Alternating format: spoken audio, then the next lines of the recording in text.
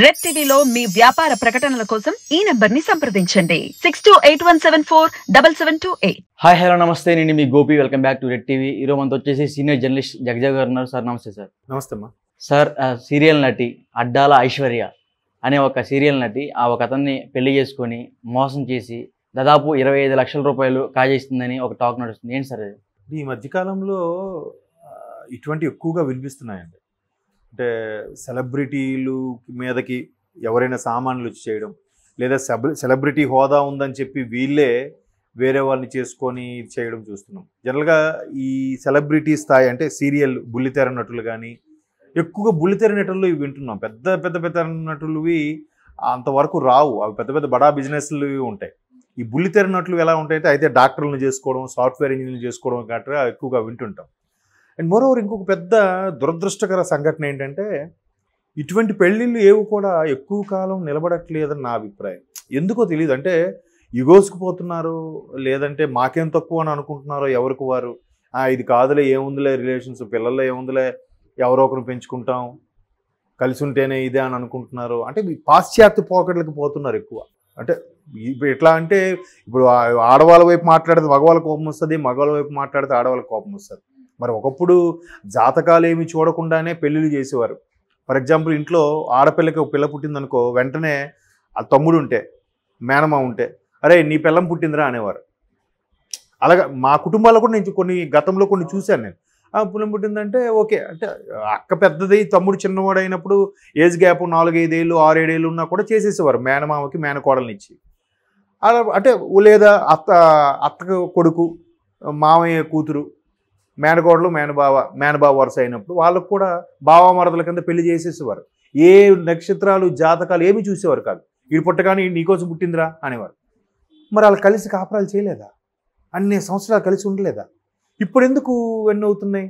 ఒకటి జాతకాలు సరిపోలేదు అంటున్నారు, లేదా సరైన ముహూర్త బలం లేదంటున్నారు, లేదంటే రాంగు నక్షత్రం బలంలో పెట్టేశారంటున్నారు. అర్థం కావట్లేదు. అంటే చెట్టు ముందా విత్తనం ముందా అన్నట్టుగా అయిపోతుంది. ఇవన్నీ అవడం వల్ల జాతకాలు ఎక్కువగా విజృంభణగా వస్తున్నాయా, లేదంటే ముందు జాతకాలు అలా ఉండబట్టి వెలుగు వచ్చాయా అనేది తెలియట్లేదు. అలాగా ఎక్కువగా మేబీ సెలబ్రిటీస్ అంటే అందరి కళల్లో కనబడుతుంటారు. వాళ్ళకి అంతా దాన్ని ఏమంటారు, గ్లామర్ ఇండస్ట్రీ కాబట్టి సో అందరికీ ఒక ఎంథ్యూజియాజం, యాంగ్జైటీ ఉంటుంది. అబ్బా ఏమైందని.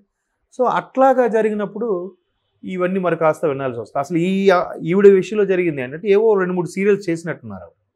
సీరియల్స్ చేస్తే ఇవాళ రేపు సీరియల్స్కే పరిమితం అవ్వకుండా ఎంటర్టైన్మెంట్ ఛానల్స్లో ప్రోగ్రామ్స్కి దేనికి అటెండ్ అవ్వడము, దాంట్లో మళ్ళీ ఎంటర్టైన్మెంట్లా చేయడము, దానికి మళ్ళీ అమౌంట్ గెయిన్ చేసుకోవడం, లేదా పెద్ద పెద్ద వాళ్ళ పెళ్ళిళ్ళకి కానీ, లేదా పెద్ద పెద్ద వినాయక చవితులు దసరాలు అయినప్పుడు ఈవెంట్స్కి వెళ్ళడము, ఇట్లాంటివి కూడా గెయిన్ సంపాదించుకుంటున్నారు ఇవాళ రేపు.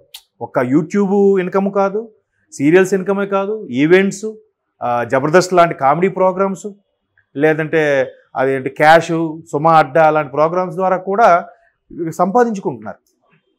సంపాదించుకున్నప్పుడు నిలబెట్టుకోకుండా ఏం చేస్తున్నారు, కొన్ని రకాల హెచ్చులకి పోకట్లకి పోయి తగలబెట్టేయడం, తగలేసుకోవడం, తర్వాత ఏదో ఎవడికోడు గేలం వేయడం, ఇట్లా జరుగుతుంది. అది ఇప్పుడు ఆమె తాలూకా భర్త ఎవరైతే ఇచ్చిన వాంగ్మూలం ప్రకారం ఎలా ఉందంటే, యాక్చువల్గా అంటే నాకు ఒక సీరియల్ సంబంధించిన మిత్రుడు చెప్పిన విషయం ఏంటంటే, ఈమె అతన్ని పెళ్లి చేసుకుంది. పెళ్లి చేసుకున్న తర్వాత ఈమెకి ఇంకెవరితో ఏదో ఎఫ్ఐఆర్ ఉందని, లేదా పాత పరిచయాలతో ఇప్పుడు చనువుగా ఉంటుందని, అంటే ఎవరు కళ్ళతో చూసింది లేదు, అన్నీ అవునట ఇదట అని కబుర్లే. సరే అట్టా చేసినప్పుడు ఈయన వెళ్ళి పిల్ల తండ్రితో వాపోయాడట. సార్ ఇట్లా మీ అమ్మాయి చేసుకున్నాను అంటే తండ్రి కూడా ఎటువంటి డైలాగ్ కొట్టాడంటట. అంటే ఇంతకుముందు ఆ మిత్రుడు చెప్తున్నాడు, మరి పెళ్లి చేసుకున్నది వెనక ముందు చూసుకోవేంటమ్మా, ఆ అమ్మాయి ఇండస్ట్రీకి చెందిన అమ్మాయిని కూడా తెలిసి కూడా చేసుకున్నాం, అంత అయింది, ఇప్పుడు మళ్ళీ నా దగ్గరకు వస్తే నేనేం చేయను. ఇవాళ రేపు ఆడపిల్లలు కానీ మగపిల్లలు కానీ ఫ్రీడమ్ అంటున్నారు, స్వేచ్ఛ అంటున్నారు, ఇండివిజువల్ లైఫ్స్ అని అంటున్నారు. ఎవరు చెప్పలేరండి. ఎవరి లైఫ్ వాళ్ళదే అన్నట్టుగా ఆ తండ్రి చెప్పాడు.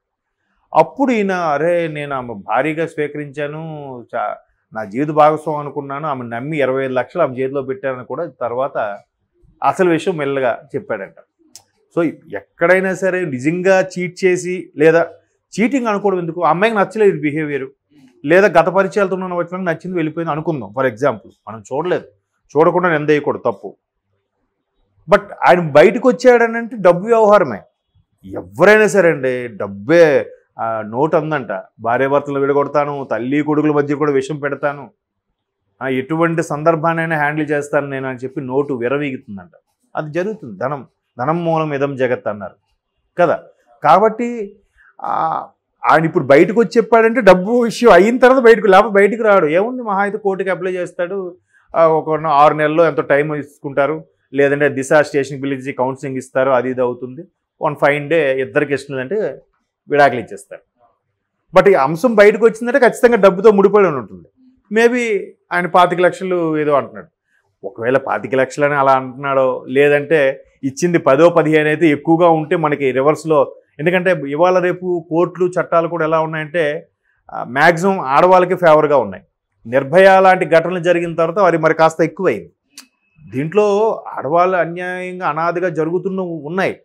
కానీ దాన్ని యూటిలైజ్ చేసుకొని ఆ చట్టాలను వాడుకొని మిస్యూజ్ చేసుకునే వాళ్ళు కూడా లేకపోలేదు. వాళ్ళు కూడా బాగా తెలివి మీరారు.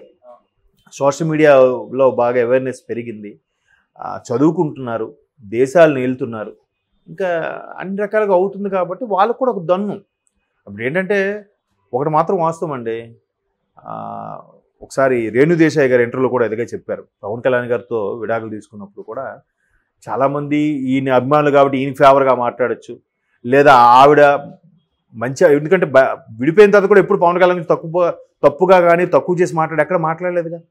ఆవిడ అంతే హుందాగా ఉంది, అది పద్ధతి. బట్ ఆవిడేం చెప్పింది, ఆ 4 గోడల మధ్య జరిగేది వాళ్ళిద్దరికే తెలుస్తుంది. ఎవరిని జస్టిఫై చేయలేం, ఈయనదే తప్పు ఈవిడిదే రాంగ్ అని, వాళ్ళకే తెలియాలి.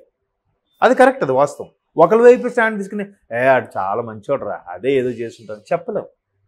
బట్ ఎప్పుడు చెప్పగలం, బాగా సన్నిహితంగా ఉన్నప్పుడు, వాడి పర్సనల్స్ కూడా షేర్ చేసుకున్నప్పుడు మనం ఎవరిది ఇదని చెప్పగలం. కానీ కొంతమంది అమ్మాయి వైపు కానీ అబ్బాయి వైపు కానీ వాళ్ళు మంచి వాళ్ళు కాదు, వాళ్ళ బిహేవియర్ సరిగ్గా ఉండదని తెలిసినా కూడా ఫ్రెండ్షిప్ వల్ల, ప్రేమ వల్ల, అభిమానం వల్ల చెప్పరు, అడ్డేస్తారు. అలా చెప్పే ఫ్రెండ్స్ కూడా ఉండాలి. చెప్పినప్పుడే విడిపోవడాలు అట్లాంటివి జరగవు. లేదు నువ్వు చేస్తున్న తప్పు, అలా కరెక్ట్ కాదు, నువ్వు కూడా ఒకసారి ఆలోచించు అని సజెస్ట్ చేయగలగాలి. మీరు ఒకప్పుడు ఎలా ఉండేదంటే భర్త భార్యని కొట్టినా కూడా లేదమ్మా, భర్త అనేవాడు నీకు దైవంతో సమానం, తప్పదు, నువ్వు ఎప్పటికైనా ఆడపిల్లవే, ఏడపిల్లవు కాదు, నువ్వు తనతోనే బతకాలి, నీకు అక్కడుంటేనే, నువ్వు అవమానాలు పడినా నీకేం, నీ భర్త తిండి పెట్టకపోయినా మెట్టినింట్లో ఉంటేనే గౌరవం, నీకు ఇక్కడ కన్నోరింట్లో ఉంటే నీ మొగుడు వదిలేశాడు రకరకాల అవమానాలు పడతావు, సో అక్కడే ఉండదు అని అలాగే సర్ది చెప్పి పంపించేవాడు పేరెంట్స్. ఇప్పుడు అలా కాదు, కొట్టాడా నువ్వు వచ్చి చెప్తాను, ఆడి సంగతి తేలుతాం, ఆడి మీద కేసేద్దాం, ఇది ఇప్పుడు పేరెంట్స్ నేచర్. మరి ఇలాంటి నేచర్ ఉన్నప్పుడు ఎన్ని జాతకాలు పడినా, ఎన్ని పాయింట్లు పడినా లాభం ఏంటి? అదేదో పాయింట్లు కూడా చూస్తారంట, ఐడియా ఉందా? 32 పాయింట్లు, 36 పాయింట్లు హైయెస్ట్ అంట. 36 పాయింట్లకి మ్యాక్సిమం మినిమం 18 పాయింట్లు ఉండాలి, 20 పైన ఉంటే చేసుకోవచ్చు అని చెప్తున్నారు. అన్ని పాయింట్లు పడినా కూడా ఇట్లా ఇగోలకు పోతే ఏం లాభం ఏంటి? అంటే మెంటాలిటీస్, యాటిట్యూడ్స్ చేంజ్ అయిపోయాయి కదా. కాబట్టి నిజంగా 10 లక్షలు ఇచ్చాడో 15 లక్షలు ఇచ్చాడో, లేదు ఒకవేళ కోర్టులకు వెళ్తే చట్టాలు అంటే బలంగా ఉన్నాయి కాబట్టి ఆవిడికి తిరిగి ఇవ్వాల్సి వస్తుంది ఏమన్న ఉద్దేశంతో ఎక్కువగా ముందు పెడితే ఆవిడకి ఇవ్వాల్సిన దాంట్లో కట్ చేసుకోవచ్చు, ఈయన ఆవిడకి ఇవ్వక్కర్లేదు, ఆవిడ ఈయనకి ఇవ్వక్కర్లేదు అన్నట్టుగా కూడా ఎక్కువ పెట్టుండొచ్చు, మనకు తెలీదు. బట్ ఆయన బయటకు వచ్చి వాపోయాడు. ఇప్పుడు ఆయనకు కూడా అవమానమే కదా, అరే మీ ఆవిడ నిన్ను వదిలేసిందంట కదా, లేదంటే మీ ఆవిడ ఇంకోటితో తిరుగుతుందట కదా. జనాలు ఎలాగంటారంటే అదిగో పులు అంటే ఇదిగో తోక అనే రకాలు, కానీ నిజంగా పులు ఉందా లేదా అని ఆలోచన ఉండదు. ఫర్ ఎగ్జాంపుల్ ఈ అంశమే ఇంకేదో వచ్చిందనుకో, అవునబ్బా గతంలో కూడా ఈవిడ ఒక ఆడిని వదిలేసింది అనేస్తారు. ఆవిడ ఏ పరిస్థితిలో వదిలేసిందో, ఇప్పుడు ఐశ్వర్య అనే వ్యక్తి ఏ పరిస్థితిలో ఆవిడ అలా బిహేవ్ చేయాల్సి వచ్చిందో, ఎందుకు వేరే యాంగిల్ నుంచి కమిట్ అయ్యిందో ఎవరికి తెలుసు? అలా చెప్పలేం కదా. కాకపోతే ఈయన ముందు నలుగురిలోకి వచ్చాడు, మీడియా ముందుకు వచ్చాడు కాబట్టి ఈయనకి ఫేవర్గా మాట్లాడతారు చాలామంది.